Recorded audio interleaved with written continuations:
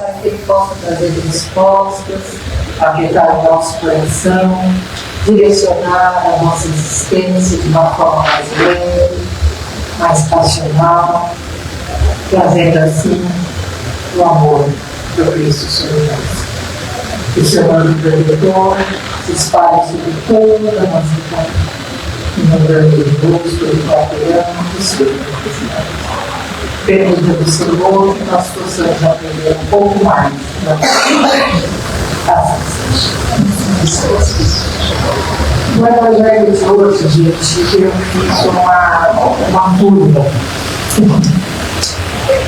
Mediante o que nós estamos vivenciando, né? Todas essas tragédias que estão acontecendo, eu quis fazer um tipo de um estudo, um apanhado sobre esse momento que a gente está vivendo. Obras póstumas de Kardec, né, ele diz assim, que no fim dos tempos, as transições espirituais, planetárias, nós iríamos ter que ter um equilíbrio muito grande para que a gente não enlouquecesse, de tal forma que o planeta ia ser e está sendo sacudido. Nós estamos falando desses tragédias que estão acontecendo, dos climas, dos terremotos, e muita gente tem me ligado e perguntado, Ângela, e Deus? Né? Qual é a posição de Deus mediante todo esse sofrimento de famílias que não tiveram tempo nem de levantar da cama e o prédio desabou, famílias destroçadas? Como que fica isso? Qual é a explicação dos críticos? Então nós vamos entrar no seguinte ponto. Existem as leis naturais. Dentro das leis naturais, o que sai das leis naturais, nós atropelamos a situação. Então, dentro da lei natural, que são várias, inclusive no segundo ano eu estudo bastante ela, está uma da lei que chama Lei da Destruição. A lei da destruição, ela é natural. Tudo que nasce, cresce e morre. Certo? A não ser que milenária, mas tem vida. Vai nascer, vai crescer e vai morrer. Naturalmente. Só que tem fases que nós aceleramos esse processo. Nós nos descuidamos tanto do planeta que está todo mundo cansado de saber o que vem sendo feito com o planeta. Quando a gente via aquele mundo de gente abraçando árvore, a gente falava, por que não fazer em casa? Né? Eles estavam tentando nos mostrar que alguma coisa estava sendo verificada e que a gente já pagava seriamente por isso.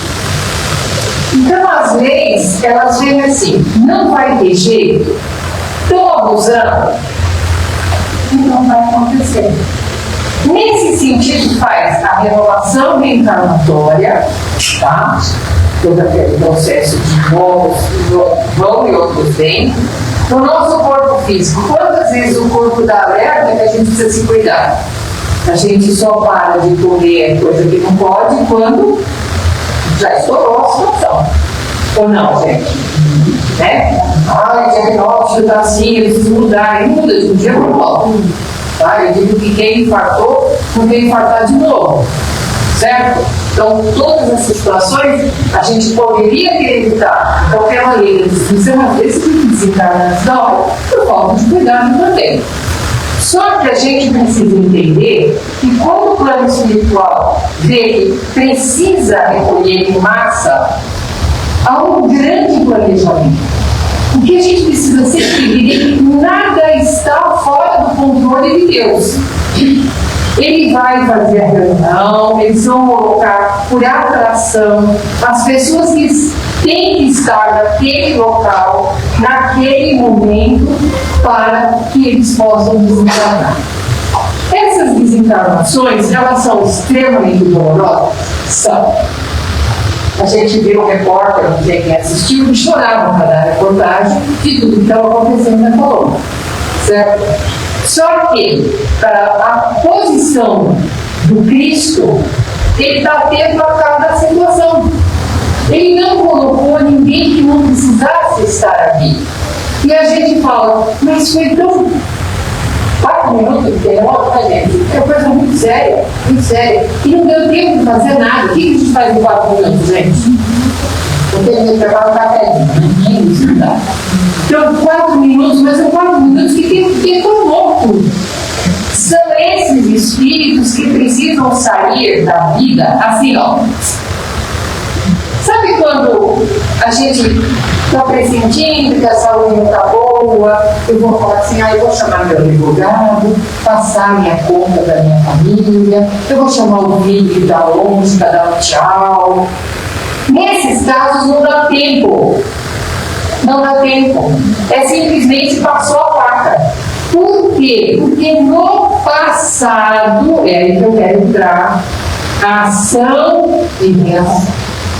No passado, por muitas vezes, nós fomos o instrumento de ceifar o plano de pessoas de um dia para o outro, de um momento para o outro. Eu fiz aqui uma programação da justiça divina no sentido assim. Na guerra, a Primeira Guerra, morreram 80 milhões de pessoas.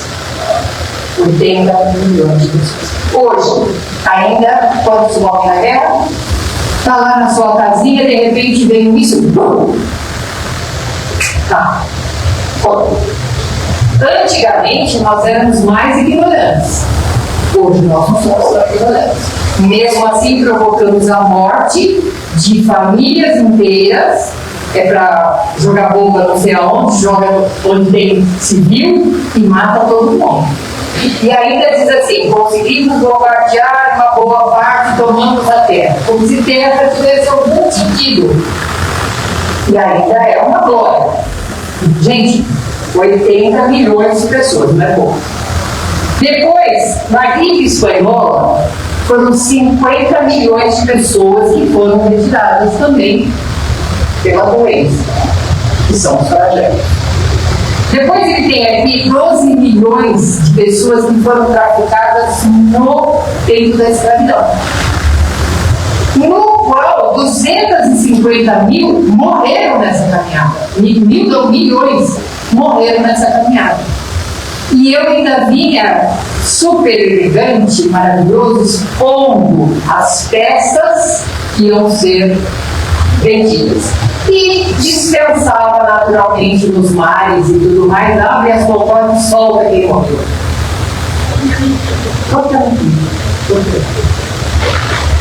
Quando ele fala aqui no massacre das situações católicas no tempo medieval, ele fala em 7 milhões de mulheres e crianças que foram massacradas em nome de Deus, porque eles eram mais cristãos. O que eu estou querendo falar aqui? Nós não éramos bons imigrantes. Nós não éramos bons. Aonde estão essas pessoas que provocaram e planejaram tudo isso? Onde elas estão? No inferno? A gente sabe que o inferno não existe. Estão aqui. Somos nós. A história da humanidade somos nós. E nessa história da humanidade, você vai falar para mim, mas Ângela, isso foi lá na guerra. O Pai é tão misericordioso que ele não diz assim, olha, você matou tantos, né? Você tem que planejar, fazer. Na próxima encarnação você vai matar também, você vai morrer. Então eu mato, eu morro, eu mato, eu morro, eu mato. Não é assim. Ele deixa a gente vir 1, 2, 10 encarnações. Quando ele vê que a gente está preparado para pegar a batata, ele vai pegar a batata. Agora está na hora. Você já tem condições para resgatar o que você fez no passado. Está entendendo como dentro de toda essa maldade e dessa desumanidade que a gente traz de erros, ele é misericordioso. Ele vai nos dando de pouquinho, de pouquinho. E aí a gente vai resgatando a nossa situação. Eu trago aqui uma história do livro Ação e Reação de dois personagens da vida passada, Lucas e Anastácio. Lucas e Anastácio, no tempo do Joana de Ângeles, eles eram soldados, bravos e tal, e tinha hierarquia dentro da coisa de soldado. Eles queriam muito receber essa medalha, essa hierarquia, essa promoção. Mas tinham pessoas melhores do que eles. O que eles planejaram? Vamos tirar eles de cena? Eliminar. Aí no meio da mata, eles vão ver um abismo e eles falam assim o todo, agora é a hora. E ele arma um jeito e joga eles do abismo. Ninguém achou. Imagina hoje como ele foca no edifício, né? Imagina aquele tempo, quem ia achar? Quem ia achar os anos que achavam os pecados do mundo. E eles foram promovidos, tranquilo, vitorioso, medalha feita. A sua encarnação, eles começam a sentir peso. O peso é a vida não vai, tem uma princesa dentro de mim, encarna, não consigo melhorar, até que eles são esclarecidos. Lembra o que vocês fizeram? Não dá para esquecer? Não dá. Porque não dá para esquecer. Tudo que a gente faz está arquivado. E eles então são intuídos, porque também há um progresso nisso, a entrar para a aviação. Eles entram para a aviação.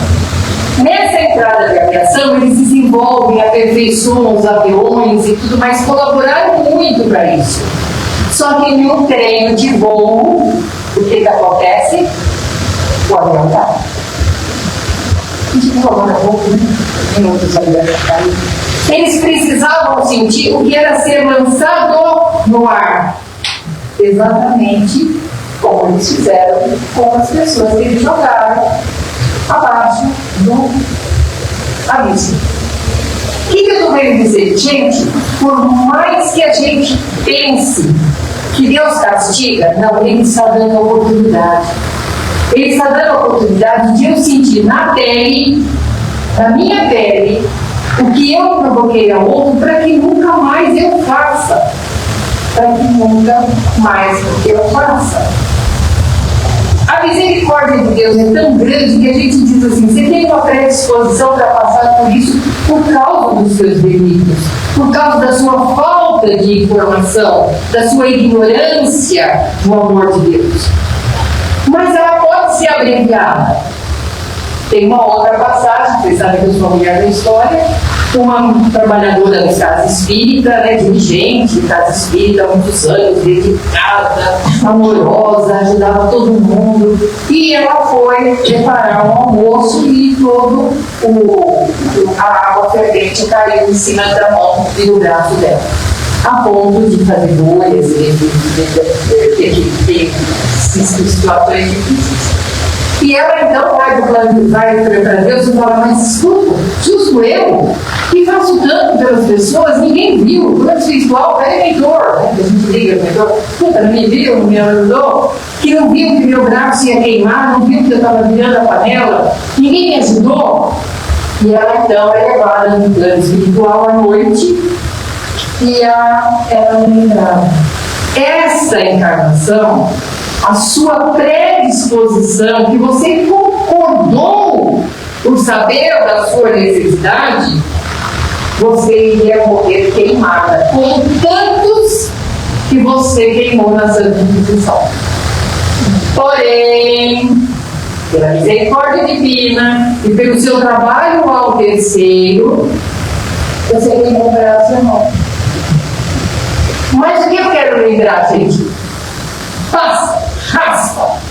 Não pode tirar tudo, mesmo que a gente seja uma pessoa boa. Tanto é que ela se revoltou, tão boa também não era. Mas precisa lembrar, você tem um pezinho ali, na aula eu costumo brincar, tem um pé na cozinha.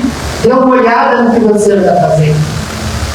Para que a gente não repita as mesmas colocações que já repetimos milênios. Cada um de nós tem que procurar dentro de si o porquê das suas dores e as suas tendências. Eu brinco que muita mãe perde a chance de conhecer seu filho e transformar esse espírito, para que ele não passe nessas armadilhas dolorosas. A criança pequena, ela vê um bichinho, uma formiga, uma joaninha, ela vai e pisa.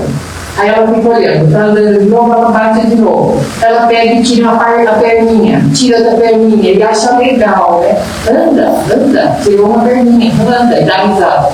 Ela tem traços de maldade também, sarcasmo.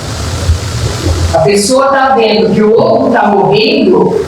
Gente, agora há pouco tempo, uma menina estava se afogando e o outro ficou assistindo, não fez nada. Essa criança, ela traz esse instinto e nós precisamos fazer com uma mulher do braço que queimou. Olha, transforme seu filho, coloque a humanidade, mostre para ele, antes que ele tenha que experimentar no corpo. Isso não é legal. Quando eu brinco que um filho machucou o outro, empurrou, machucou, sangrou, a mãe normalmente pega o filho que bateu ou que derrubou, faz o quê? O que a mãe faz? Tem a mãe. Põe de castigo, né? E o outro que caiu? O que a mãe faz? Pega, a rapariga vai lá, faz um beijinho em cima. Se ela falasse para aquele que machucou, vem cá, vem com o que você fez, para fazer ele parar de chorar, faz o curativo onde você machucou, para que ele possa entender que ele fez alguma coisa que doeu. Ele ficar no castigo, o que acontece? E a mãe fez castigo, porque ela tem o queridinho dela. É o que nós faríamos com Deus se ele não fizesse a gente rever o que a gente fez. Ele está dando a oportunidade de rever o que a gente fez. Por isso que o plano espiritual, de tempos em tempos, reúne quem precisa passar por essa cortada feia na vida, onde você tem muitos planos para fazer e é tudo interrompido, e retira dessa forma coletiva. E a gente vai ver mais dessas situações. Só que a gente precisa sempre lembrar: ninguém é vítima e ninguém é algoz. Somos todos aprimorando o nosso espírito. O plano espiritual, gente, da mesma forma que ele planeja quem vai, ele também planeja quem não vai. Quem já teve uma situação aqui, gente, que estava marcado viagem e na última hora, na hora de sair, o carro não pegou e o avião partiu e eu não fui, e eu fiquei brava, depois o avião caiu, o avião pegou, aconteceu alguma coisa. Aí a gente fala, nossa, meu Deus, né? Não estava na lista. Não estava na lista. Não sei se vocês lembram que havia os jogadores de futebol lá do sul que caíram, e tinha uma mãe, uma mulher, uma senhora, e ela era meio colocada assim como exagerada, meio desequilibrada, e ela falou para o filho: eu estou com um pressentimento que não é para mim viajar. Mãe, mãe, está tudo pago. E o filho no telefone: você não vai, você está louca se você não pegar esse avião. Ela falou: eu tenho um pressentimento que eu não devo entrar nesse avião e não vou. Que avião foi? Então a louca. O que é isso, gente? O que são pressentimentos? Eles têm vários lados. Eu estou pressentindo, os mamonas assassinas também, eu vou falar daqui a pouco, eu estou pressentindo alguma coisa que está acontecendo. Ouça o seu interior. Ouça o seu interior. Os recados vêm de várias formas. Não. Porque não está na lista. E se você teimar aí, dentro de um avião que morreu, todo mundo sobreviveu, se não me engano, uma criança, um bebê, porque ele não estava na lista. Porém, é aquele alerta: toma mais cuidado na sua vida, leva uma forma mais legal. Outra situação de pressentimento: se eu estou para desencarnar e eu tenho esse pressentimento que vai acontecer uma coisa na viagem, não sei o quê, mas eu não tenho como adiar, não sei o quê, é também, e eu estou na lista de Deus, eu não sei, mas eu estou. É a oportunidade de eu ligar para alguém, para dar um tchau, para falar que eu amo. Não simplesmente ignore os sinais de Deus, porque tudo tem uma função. Não é para só nos desequilibrar. E uma coisa muito legal que eu olhei aqui, o plano espiritual. Quem assistiu o primeiro filme Nosso Lar? Vocês lembram depois que a André já estava melhorzinho e de repente o plano espiritual começou a se movimentar, e perguntou: escuta, por que está todo mundo tão agitado? Aí ele falou assim: está chegando uma leva de espíritos da guerra que vão ser socorridos. O que o plano espiritual faz? Ele se programa. E eles não podem chegar para a pessoa que desencarnou e falar assim: filho, morreu, vamos lá, morreu. Não, eles fazem assim, tipo assim, foram recolhidos, salvos na guerra e vamos para o hospital de Campana. Eles fizeram o hospital de Campana para que as pessoas não se chocassem com a morte, até que elas fossem acostumando e tivessem a hora certa de falar. E você foi. Para entender a delicadeza do plano espiritual, eles fazem tudo direitinho. Aí vocês me dizem: todo mundo que morreu no terremoto era ruim, fez essas coisas que você falou, participou de guerra, isso, daquilo? Não. Estavam apenas todos que precisavam ter ceifado a vida de uma forma abrupta. Uns estavam na guerra, outros estavam no ponto, outros estavam há 10 anos atrás fazendo alguma outra coisa, mas se junta, vai acontecer, vamos colocar quem precisa estar para acontecer. Naquele acidente de Joelma, não sei se tem esse nome que não vai lembrar, que pegou fogo, relata-se muitos espíritos em livros que eles foram socorridos antes do incêndio chegar neles. Aí não né? Chegaram carvãozinho no plano espiritual, no sentido teórico, no sentido de falar figurativo. Eles morreram queimados, desencarnaram queimados. E eles alegam que eles chegaram e foram socorridos antes. Vocês foram socorridos por quê? Por vários helicópteros que estavam sobrevoando o prédio. Não tinha helicóptero. Eu estava lá embaixo assistindo o Joel, infelizmente ele estava trabalhando dentro. Não podia chegar helicóptero porque estava em chamas. Não tinha como nenhum helicóptero salvar ninguém. Olha como o plano espiritual é sutil, gente. Ele faz com que a imagem do socorro chegue para você dar credibilidade e aceitar o socorro, e você é retirado, às vezes até em muitos anos, do fato que acontece. É por isso que eu falo, gente, que a doutrina espírita, ela nos explica tudo. Aí você fala assim: então não é para a gente se chocar? Não é? Eles estão pagando, eles têm que pagar? Não. A gente tem que orar por eles, ter misericórdia por eles e ter aquela sensação: amigos, vocês resgataram. Vocês zeraram mais uma parte da vida de vocês, para que possa ter força para a família que ficou. Porque uma mãe que tem um filho com o diagnóstico de um câncer feio, e o médico diz assim: se eu operar o câncer, eu tiro ele todo e ele tem 20 anos pela frente. O que ela vai fazer? Ela vai falar: não tira? Não, ela vai fazer campanha, ela vai fazer oração, ela vai arrumar dinheiro. Tira logo, porque assim ele está livre. É esse livramento que o plano espiritual faz com a gente quando ele nos faz passar por tragédias, por flagelos. É um convite à mudança interior. Infelizmente, gente, a humanidade ainda não está acordando. Ainda não está. A pandemia nos mostrou isso com uma clareza imensa. Nós ainda não estamos aprendendo. Ainda estamos escolhendo aprender pela dor.